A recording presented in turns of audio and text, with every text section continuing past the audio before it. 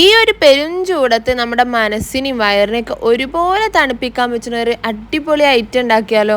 സിമ്പിളാണ് കേട്ടോ. നാരങ്ങയും ഓറഞ്ചും ഉണ്ട് എന്നുണ്ടെങ്കിൽ വളരെ പെട്ടെന്ന് ഉണ്ടാക്കിയെടുക്കാൻ പറ്റുന്ന ഒരു റെസിപ്പിയാണേ. വീഡിയോ മുഴുവനായിട്ട് ഒന്ന് കണ്ടു നോക്കി. അപ്പോൾ അതിന് വേണ്ടി ഞാനിതാ ഇവിടെ ഒരു നാരങ്ങനെ കട്ട് ചെയ്തിട്ട് അതിൽ 1/4 ഭാഗം മാത്രം നാരങ്ങയാണ് കേട്ടോ ഞാൻ എടുത്തിട്ടുള്ളത്. അത് ഞാനിതാ ഒരു പാത്രത്തിലോട്ട് ഇട്ട് കൊടുത്തിട്ടുണ്ട്. ഇനി നമുക്ക് ഓറഞ്ചാണ് വേണ്ടത്. അത് നമുക്ക് ഒരു ഓറഞ്ച് മുഴുവനൊന്നും വേണ്ട. ഒരു ഗ്ലാസ്സൊക്കെ ആകുമ്പോൾ ഒരു 3 4 അല്ലി മതി കേട്ടോ. അതും കൂടി ഞാനിതാ ഇതിലോട്ട് ചേർത്ത് കൊടുത്തിട്ടുണ്ട്.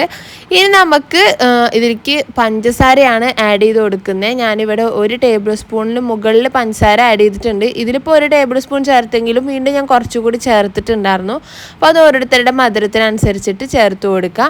ഇനി നമുക്കിതാ ഇതുപോലെ നമ്മളെ ചമ്മന്തിയും ഉള്ളിയൊക്കെ ഇടിക്കുന്ന നമ്മുടെ ഇടിക്കലുണ്ടല്ലോ, അത് വെച്ചിട്ട് ഇതുപോലെ പതുക്കെ അങ്ങ് കുത്തി കൊടുക്കുക കേട്ടോ.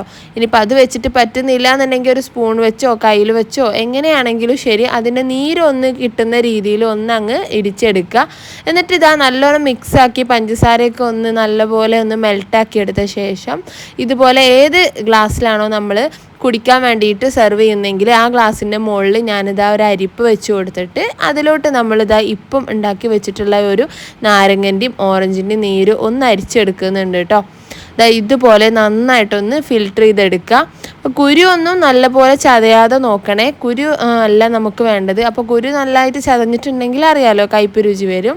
അപ്പോൾ നമ്മുടെ ഈ ഒരു ഗ്ലാസ്സിലോട്ട് ഞാൻ ഐസ് ക്യൂബാണ് കേട്ടോ ചേർത്ത് കൊടുക്കുന്നത്. ഒരു 3 ഐസ് ക്യൂബ് ഞാൻ ഇട്ട് കൊടുത്തിട്ടുണ്ട്.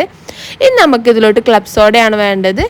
സോഡ നമുക്കിതിലോട്ട് മുഴുവനായിട്ട് അങ്ങ് ഒഴിച്ചു കൊടുക്കാം. ഇത്രയേ ഉള്ളൂ. നല്ല റിഫ്രഷിങ് ആയിട്ടുള്ള നല്ല ടേസ്റ്റി ആയിട്ടുള്ള ഒരു ഡ്രിങ്കാണ്.